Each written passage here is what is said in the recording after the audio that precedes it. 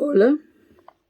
Bueno, por no dejar, hoy es sábado 12 de abril de 2025 y son las 23:18, 11 y 18 minutos PM en Madrid. Bueno, voy a hablar de Comte, Auguste Comte, en el marco de la historia de la filosofía moderna. Auguste Comte, el padre del positivismo clásico. En el siglo XVIII comenzó la demanda hecha en Inglaterra por Hume y en Francia por otros varios filósofos de una aplicación extensiva del método experimental al estudio del hombre, de su conducta y de su vida social, es decir, del método científico, ¿no? A la ciencia le había sido posible hasta entonces coexistir con las creencias teológicas y con la especulación metafísica, según fue el caso en la mente de Newton, por ejemplo. Bueno, Newton es, digamos, el más alto exponente de esto. Pero Auguste Comte, nacido en 1798 y fallecido en 1857, es el más destacado expositor y representante del positivismo clásico. Clásico para diferenciarlo del neopositivismo del siglo XX y del positivismo lógico también del siglo XX. Bueno, este positivismo clásico es el que se ha dado en asociar tradicionalmente con la teoría del desarrollo de la mente humana, desde una fase teológica, pasando por otra metafísica, hasta llegar a la del conocimiento científico positivo. Fase teológica, fase científica y número 3, fase del conocimiento científico positivo. Comte nació en Montpellier y fue educado como católico y monárquico. Pero a la edad de 14 años declaró que ya no quería ser católico.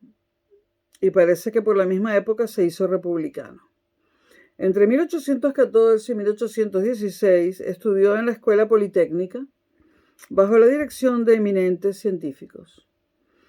Fue durante este periodo cuando adquirió el convencimiento de que la sociedad debería ser organizada por una élite de científicos. Esto me recuerda a la República de Platón, ¿no? En 1816 fue expulsado Comte de la Escuela Politécnica, en la que se hizo una depuración monárquica. Pero se quedó en París y prosiguió estudiando. Entró en contacto con gente como Hume, con Dorset, y en el verano de 1817 empezó a ser secretario de Saint-Simon. Saint-Simon tendía a pensar en términos de un método científico universal y de la aplicación de este método al desarrollo de la nueva ciencia del hombre. Comte consideraba que cada ciencia desarrolla su propio método en el proceso histórico de su emergencia y de su avance. Una nueva ciencia entonces hacía falta del comportamiento humano y de las relaciones sociales del hombre. En 1826 empezó Comte a dar lecciones sobre su filosofía positivista a un auditorio privado. En 1829 pudo reanudar aquellas lecciones que fueron la base de su libro Curso de Filosofía Positiva. Ahora, el programa ya estaba trazado y lo voy a traducir del francés al español como pueda, en el plan de trabajos científicos necesarios para reorganizar la sociedad, ¿no?, que había escrito en 1822. El interés de Comte, hay que decir que era fundamentalmente social. En el discurso sobre el espíritu positivo de 1844 y el discurso sobre el positivismo en conjunto de 1848, hace su aparición la idea de Comte de una religión de la humanidad, Dios es sustituido como objeto de devoción por la humanidad.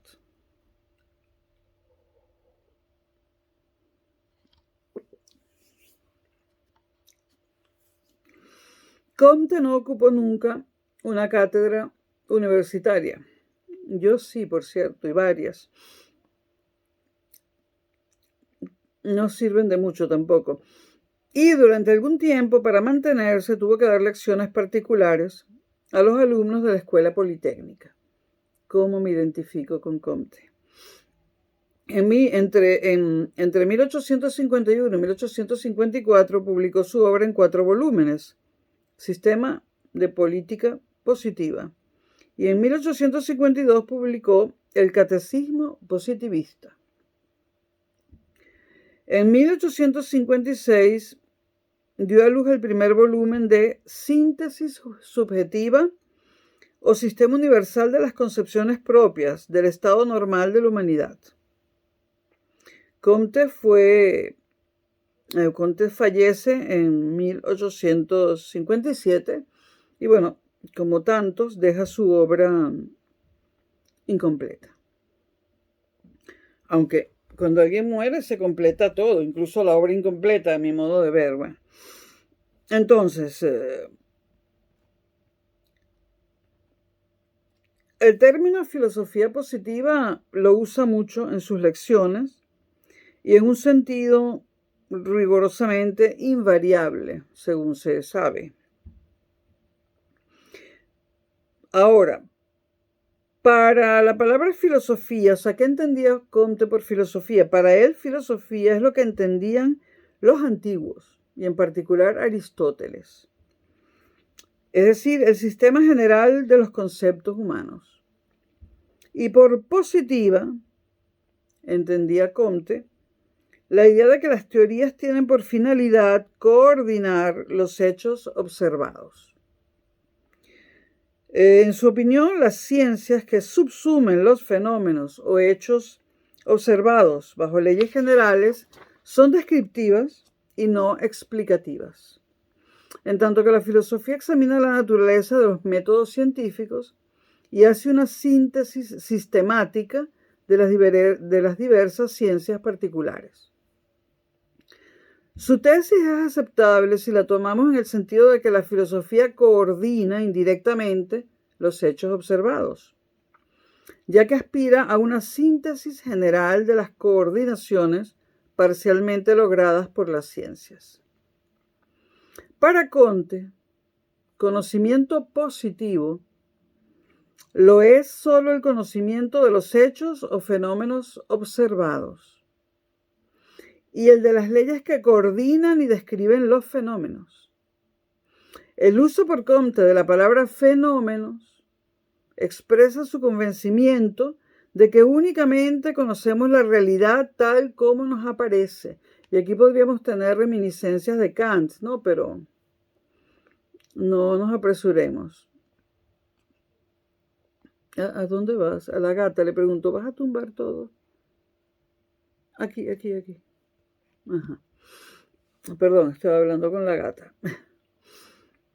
Entonces, repito, el uso de Comte de la palabra fenómenos expresa su convencimiento de que únicamente conocemos la realidad tal como nos aparece. Y yo comento que, bueno, aquí podemos tener algunas reminiscencias de Kant, pero hay que tener cuidado con esto, ¿no? En ocasiones se refiere a Hume con respeto, mas el escepticismo de Hume es realmente ajeno a la mentalidad de Comte. Comte está más cerca de sus predecesores franceses del siglo XVIII que del empirismo de Hume. Y para él solo cuenta como conocimiento lo que puede someterse a la prueba empírica. En su desarrollo histórico a través de los siglos, la mente humana va pasando por 3 fases o estadios principales para Comte: el teológico, el metafísico y el positivo. Estos 3 estadios de desenvolvimiento intelectual de la humanidad tienen sus análogos en la vida del individuo humano, que va pasando de la infancia a la adolescencia y a la madurez. Y dice Comte, cita textual, cuando contempla su propia historia, no repasa cada uno de nosotros lo que ha ido siendo sucesivamente, teólogo en su infancia, metafísico en su juventud y físico en su madurez. Salvo lo de la infancia y teólogo, lo demás con lo demás podría estar de acuerdo. Bueno, si no muere prematuramente, nos dice Comte, el individuo normal pasa de la infancia a la madurez a través de la adolescencia. La teoría de los estadios de Comte se hace mucho más admisible cuando se aplica al desarrollo intelectual de la humanidad en general.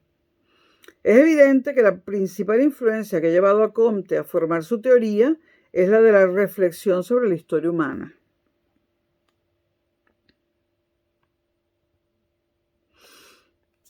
El primer estadio, el teológico, lo entiende Comte como aquella fase del desarrollo mental del hombre en la que éste busca las causas últimas de los sucesos y las halla en las voluntades de unos seres humanos o de unos seres personales, y las causas últimas las halla en la voluntad de unos seres personales sobrehumanos o en la voluntad de un solo ser de estas características. Se trata en general de la edad de Dios o de los dioses. Por supuesto que se requiere una subdivisión. En la infancia de la raza, el hombre trataba de explicarse instintivamente los fenómenos, cuyas causas le eran desconocidas, atribuyéndolos a objetos, a pasiones y a afectos análogos a los de los seres humanos. Dicho con otras palabras, el hombre dotaba a los objetos físicos de vida, pasiones y voluntad de una manera vaga. Esta mentalidad animista representó lo que Comte describe como el estadio del fetichismo, que para Comte está dentro del estadio teológico.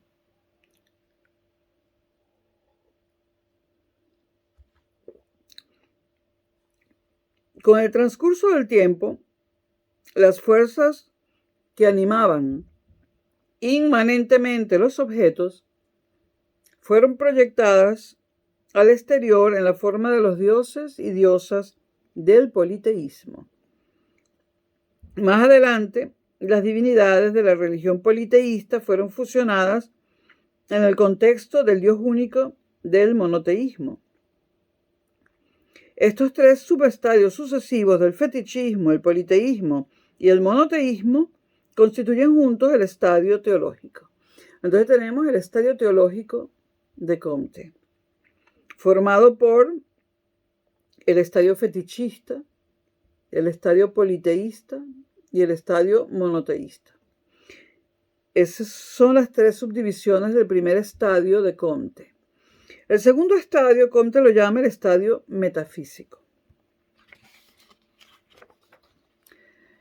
El paso del estadio teológico al metafísico se produce cuando el concepto de una deidad sobrenatural y personal es sustituido por el concepto de la omniabarcadora naturaleza. Y cuando las explicaciones se hacen ya en términos de entidades abstractas de uno u otro tipo, tales como fuerza, atracción y repulsión. Y el tercer estadio es el positivo, o sea, el del enfoque maduro o mentalidad científica. Lo que connota al conocimiento real y positivo es precisamente la capacidad de predecir. El conocimiento positivo es real, es cierto y es útil. Aunque Comte califica de cierto el conocimiento positivo, insiste también en que en un sentido es relativo, porque no conocemos el universo cabal o totalmente, sino tan solo como nos aparece. El conocimiento positivo es conocimiento de nuestro mundo. El conocimiento positivo es también relativo en el sentido de que se ha abandonado ya la búsqueda de absolutos. Aún suponiendo que haya causas últimas, nosotros no podremos conocerlas. Lo que conocemos son los fenómenos, insiste Comte. Cada estadio es asociado por Comte a una forma distinta de organización social. Al estadio teológico lo asocia con la creencia en la autoridad absoluta y en el derecho divino de los reyes y con un orden social militarista. En el estadio metafísico pasa al primer plano de la creencia en derechos abstractos y en la soberanía popular, y es sustituida la autoridad de los reyes y de los sacerdotes por el imperio de la ley. Y en el estadio positivo es asociado con el desarrollo de la sociedad industrial.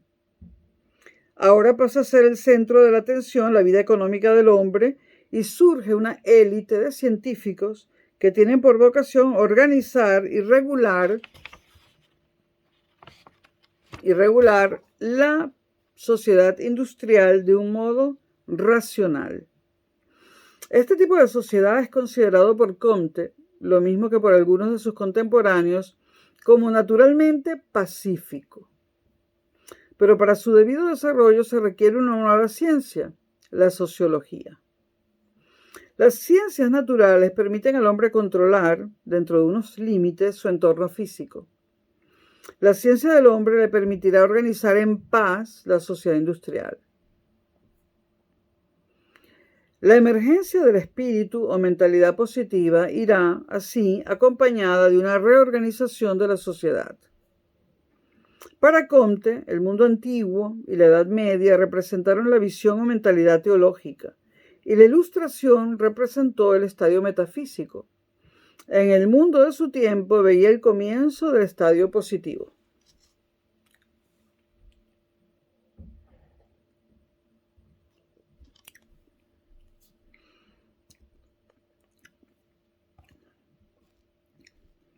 Comte mantiene que en el desarrollo de la ciencia hubo un progreso desde la ciencia más abstracta, la matemática, a la más concreta, la sociología, que es la contribución peculiar del estadio positivo.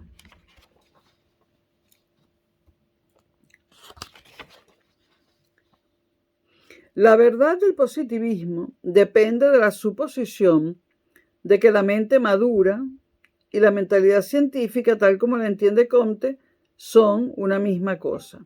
Es decir, mente madura y mentalidad científica para Comte son una misma cosa. La difusión del ateísmo es uno de los rasgos del avance de la inteligencia humana hacia la madurez, no el resultado de una prueba filosófica de la inexistencia de Dios para Comte. La insistencia de Comte en la necesidad de planificación social a cargo de una élite de científicos le fuerza a reconocer el hecho de que el avance mental puede ir por delante del proceso social.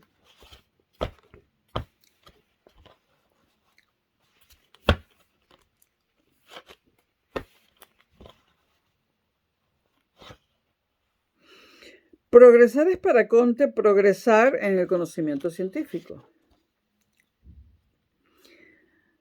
Se da además una cierta fragmentación de la ciencia. Entre las tareas del filósofo, una de las principales es conseguir la síntesis, sin borrar las diferencias, por medio de una clasificación sistemática. Averiguar cuáles son las ciencias básicas o fundamentales. Para ello debemos considerar solo las teorías científicas y en modo alguno su aplicación. Esto es muy importante para Comte.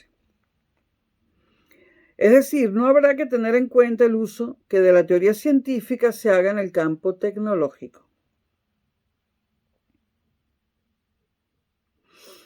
En su curso de filosofía positiva, Comte describe 6 ciencias básicas, que son las matemáticas, la astronomía, la física, la química, la fisiología y biología, y número 6, la física social o sociología. Pero en la lista no aparece la psicología, ojo, ¿no? En sus escritos posteriores halló Comte espacio para la ética como ciencia adicional. Sin embargo, la ética significaba para él psicología social, un estudio del comportamiento del hombre en la sociedad. En lo que respecta a la clasificación sistemática, insiste Comte en que deberemos empezar por lo más simple y más general o abstracto y pasar de allí siguiendo el orden lógico de dependencias a lo más complejo y menos general.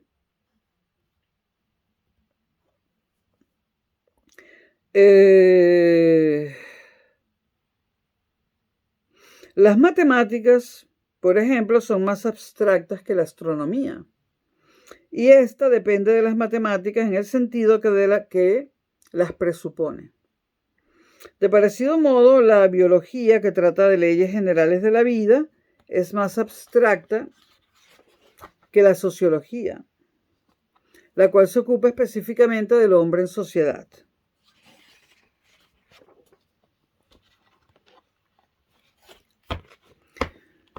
Comte también habla de la ciencia del cálculo. Y dice, la verdadera base racional de todo el sistema de nuestro conocimiento positivo. En esta forma puramente abstracta, las matemáticas nos capacitan para coordinar fenómenos en otras ciencias, de un modo que sería, si no, imposible. En su estado desarrollado o perfecto, las matemáticas son una ciencia puramente deductiva y Comte las considera como el modelo del método científico. Hay un método científico modélico, ejemplificado en su mayor pureza entonces por las matemáticas. Para Comte, una de las principales funciones de la filosofía es la de conseguir la unificación o síntesis de las ciencias. Una unificación del conocimiento científico. La meta de la ciencia es coordinar fenómenos de un determinado tipo mediante la formulación de leyes descriptivas, tales como la ley de la gravedad en la física newtoniana. A primera vista puede parecer que, por lo tanto, la meta de la filosofía en el estadio positivo de su desarrollo habrá de ser coordinar todos los fenómenos en términos de una única ley. Dice Comte textualmente, de acuerdo con mi profunda convicción personal, considero estos intentos de lograr la explicación universal de todos los fenómenos por medio de una única ley, evidentemente quiméricos, aun cuando tales intentos los hagan las inteligencias más competentes. Creo que los medios de que dispone el entendimiento humano son demasiado débiles y el universo es demasiado complejo como para que semejante perfección científica podamos alcanzarla nunca. El principio sintetizador hay que buscarlo en la sociología. Una vez que ha surgido la ciencia del hombre, si miramos hacia atrás veremos el desarrollo de la ciencia como un progreso desde la consideración de los fenómenos no humanos a la consideración de los fenómenos humanos, como un movimiento desde el mundo externo hasta el hombre mismo. La sociología, teniendo como tiene por materia el estudio del hombre en sociedad, ofrece el principio organizativo para la unificación del conocimiento científico, a saber, la idea de la humanidad y de sus necesidades. Desde el punto de vista histórico, la sociología ha sido la última ciencia que ha aparecido en escena. Se requiere una reorganización de la sociedad, pero esta tarea no puede llevarse a cabo sin un conocimiento de las leyes de la sociedad, tales como las formula la sociología.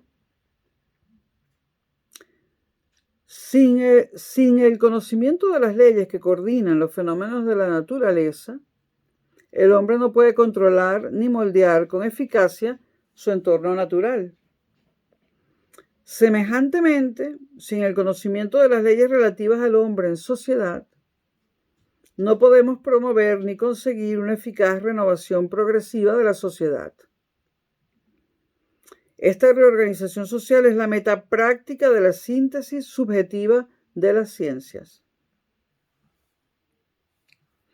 La sociología o física social presupone, según Comte, las demás ciencias básicas y se divide en estática social y dinámica social. La estática social estudia las leyes generales de la existencia común a las sociedades humanas, es decir, las condiciones esenciales de la solidaridad social. Y la dinámica social estudia las leyes del movimiento o desarrollo de las sociedades, las leyes del progreso social. Entonces tenemos la estática social, que estudia la solidaridad social, y la dinámica social, que estudia las leyes del progreso social. La estática social es presupuesta por y tiende hacia la dinámica social, cuyas leyes se nos dice que se aplican ante todo a la política, mientras que las de la estática social pertenecen más bien a la moral.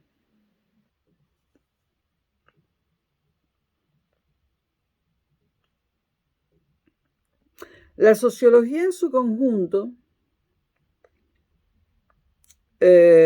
concibe el progreso como el desarrollo gradual del orden y también representa el orden como manifestado por el progreso.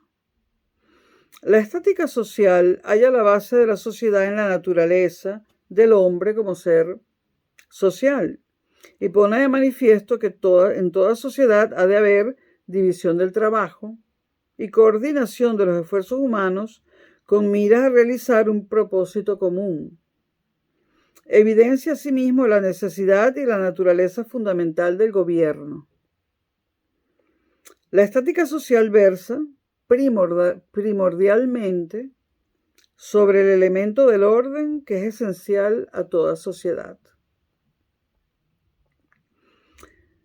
Decía Comte que el grave defecto de los utopistas como Platón, se refiere a la República, consistió en representar una forma posible de organización social como la única forma ideal del orden. Ciertamente aún la más poderosa inteligencia de toda la antigüedad, dice textualmente Comte, el gran Aristóteles, estuvo tan dominada por su siglo que fue incapaz de concebir una sociedad que no estuviera necesariamente basada en la esclavitud. Cierro comillas de la cita de Comte.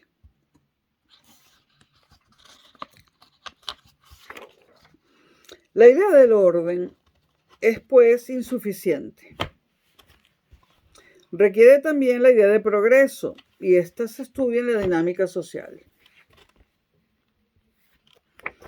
El orden sin progreso o desarrollo acaba en la petrificación o en la decadencia, pero el cambio sin orden suele equivaler a anarquía. Comte alaba la contribución de Aristóteles a la estática social, y en el campo de la dinámica social le rinde tributo a Montesquieu.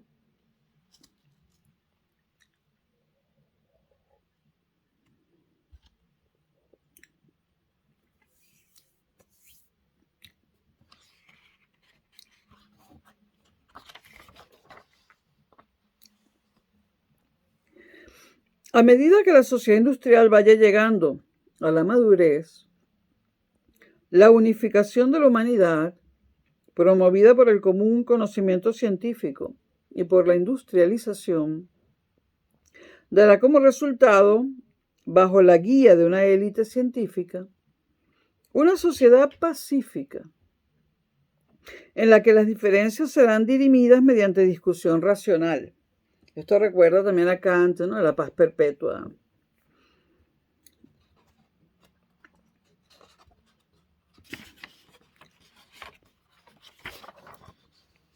Todas estas utopías terminaban en la paz, ¿no? Bueno, según Comte, aunque la palabra utopía para Comte no aplica aquí, según Comte los fenómenos sociales son más complejos que los fenómenos físicos, y esto significa que las leyes formuladas en sociología son menos precisas que las leyes físicas, menos susceptibles que estas de formulación matemática. No obstante, la formulación de leyes en sociología permite la predicción, pues los fenómenos sociales son tan predecibles como todos los demás tipos de fenómenos. Esto es cierto en cierto modo y es un descubrimiento, ¿no? Dentro de los límites, bueno, los fenómenos sociales son tan predecibles como muchos otros, dentro de los límites de precisión compatibles con su mayor complejidad. Y así, lejos de ser incompatible con la planificación social, la predictibilidad es condición esencial para ella. Comte desea dar cabida a la iniciativa y a la acción humanas, pero el espacio que les deja es limitado, dada su interpretación de la historia humana como regida por una ley que el hombre no puede alterar mucho más que lo poco que puede alterar las leyes físicas.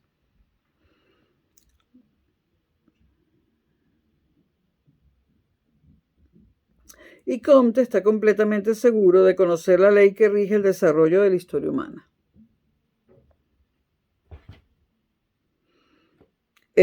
Una situación análoga la encontramos en la filosofía marxista. Se da lugar a la actividad revolucionaria y a la planificación social. Pero la actividad revolucionaria lo único que puede hacer es acelerar la llegada de lo que de todos modos llegará. Era firme convicción de Comte que la sociedad debería ser organizada por quienes poseyeran auténtico conocimiento. En esta materia estaba de acuerdo con Platón. Comte hacía escaso uso de la democracia si se entiende que ésta implica que la voluntad del pueblo, sea cual fuere, ha de prevalecer. Se inclinaba a favor del gobierno paternalista que atiende a procurar el bien común. Era de esperar que los ciudadanos de la política positiva aceptarían los principios sentados por la élite positivista, es decir, por los científicos y los filósofos positivistas. En la sociedad comtiana del futuro, esta élite controlaría la educación y formaría la opinión pública. Comte comprendió que la Revolución Francesa había venido a acabar con un régimen anticuado, que había sido totalmente incapaz de satisfacer las necesidades de la naciente sociedad, pero simpatizaba poco con la insistencia liberal en los presuntos derechos naturales de los individuos. Creo que aquí acompaño a Comte. La noción de que los individuos tuviesen unos derechos naturales independientemente de la sociedad y hasta en contra de ella, le resultaba extraña a la mentalidad de Comte. En su opinión, semejante noción solo podía provenir de una incomprensión del hecho de que la realidad fundamental es la humanidad y no el individuo. El hombre como individuo es una abstracción. Aquí ya no acompaño a Comte, para mí es lo contrario. Bueno, el hombre como individuo es una abstracción y la regeneración de la sociedad consiste sobre todo en sustituir los derechos por deberes, para Comte, a fin de subordinar mejor la personalidad a la sociabilidad. Subordinar la persona a la sociedad. A la palabra derecho debería hacérsela desaparecer del verdadero lenguaje de la política, tanto como a la palabra causa del verdadero lenguaje de la filosofía, según Comte. Nadie posee otro derecho que el de cumplir siempre su deber, según Comte.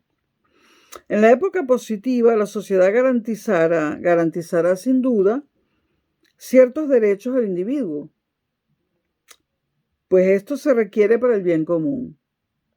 Pero tales derechos no existen independientemente de la sociedad. Comte no quiere dar a entender que la sociedad positiva vaya a caracterizarse por la opresión de los individuos por el gobierno. Lo que quiere decir es que a medida que se desarrolla la nueva sociedad, la idea del cumplimiento de los propios deberes para con la sociedad y de que hay que velar ante todo por los intereses de la humanidad, prevalecerá sobre la concepción según la cual la sociedad existe para servir a los intereses de los individuos. En otras palabras, confía en que el desarrollo de la sociedad industrial, cuando se organice propiamente, irá acompañado de una regeneración moral que implicará la sustitución de los intereses particulares de los individuos por el exclusivo interés en el bienestar de la humanidad. Y aquí hay un exagerado optimismo, ¿no?